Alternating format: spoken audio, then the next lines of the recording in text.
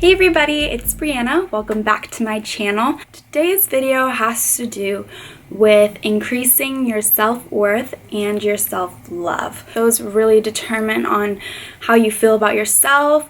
They also determine like how the relationships are around you, if they're healthy, if they're toxic.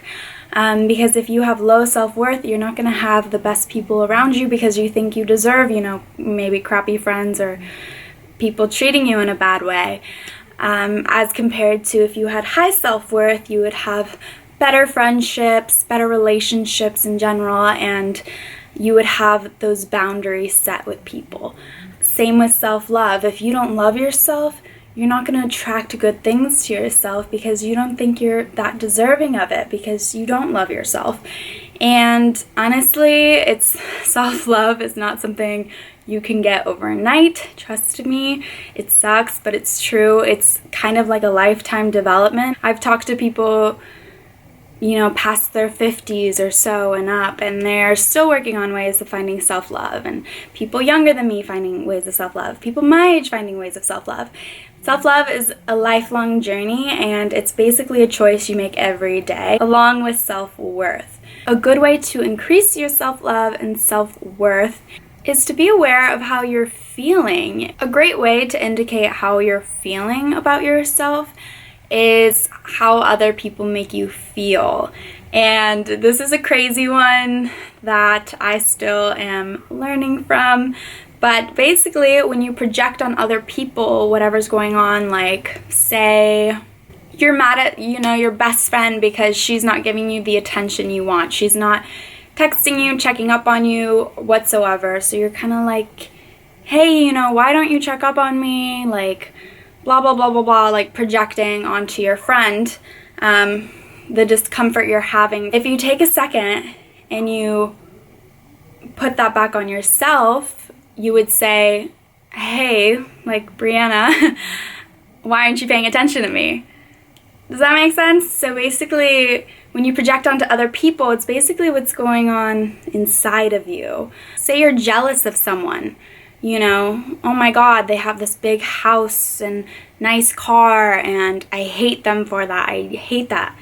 Why do you hate it? It's because inside, somehow you don't think it's possible for yourself. So when you look at them, you envy them because you're like, how are they deserving and worthy of getting that, and I can't get it? And you just feel super angry and jealous.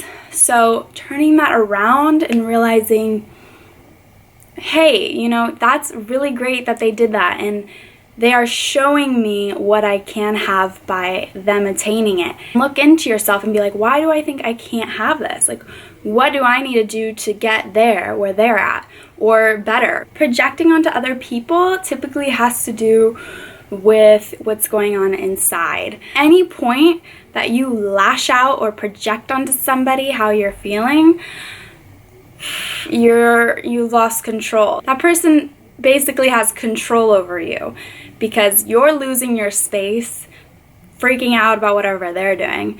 But to take a step back and take a deep breath and to realize, okay, this person's doing nothing. This is all to do with me. It was really going to empower you and let you take control of the situation again for yourself, because we really only have control of ourselves at the end of the day. This connects back to self-love and self-worth, because you're not going to grow as a person if you're not able to check in with yourself and see how you're doing. And you're not going to be able to grow from these reactions that you're having from other people because you're going to keep blaming others. And at the end of the day, that just pushes those people away, and that's not really what you want, okay? Maybe they're not a good friend and maybe it's time to let them go, but most of the people we project on, we love and we care for, and it's important to take a step back and be like, wow, I need to change. I need to do something about how I'm feeling because this person, yes, they lit me up, but they don't deserve, the treatment I'm giving them, when it really, at the end of the day, has to do with me. Because it feels so good to just own your shit, own up to, your mistakes. If you get in an argument with someone because of stuff you're dealing with, owning up to that and, healing from it and being able to fix it so then you can move on to better things and enjoying your life and feeling happy, so those, you know, patterns don't keep showing up in the future. And you can attract more loving relationships and keep those relationships because you're not just projecting from past traumas, past hurt, or just insecurities and feeling lack of self-love and self-worth. And it's very important. It is, like I said, easy to forget that.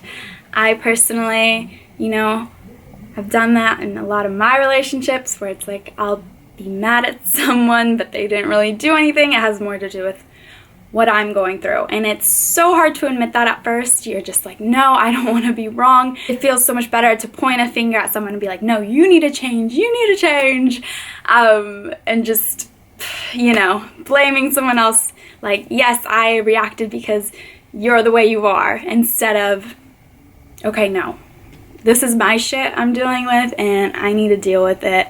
So yeah, it's a very mature thing to do, and in the sense that it's just gonna make you feel so much better about your life, and you're gonna feel more confident. You're gonna be like taking ownership of, you know, your actions, and you'll start to see your healthy patterns and your not so healthy patterns, and that's the only way you can really improve going on into your life in the future for things you want. And we all want to feel good, we all want to be happy, you know, so the only way you can really do that is starting from within. And again, at the end of the day, we're human, we're gonna make mistakes. It's okay if you lash out again after watching this video, but being aware of when you're projecting onto other people is a great start, because then you can start to change that behavior. And yeah, be patient with yourself, be kind, and don't stress about it, you know? Sometimes we need to react in order to upgrade in our life. So I hope this works for you, and be patient with yourself, be kind, no judgment, just go with the flow of life. You know how it be. Yeah, so I hope it works out. Thanks so much for watching. I hope to see you in my next video, and give this video a big thumbs up if you liked it, and please subscribe for more of my videos. Thank you so much for watching.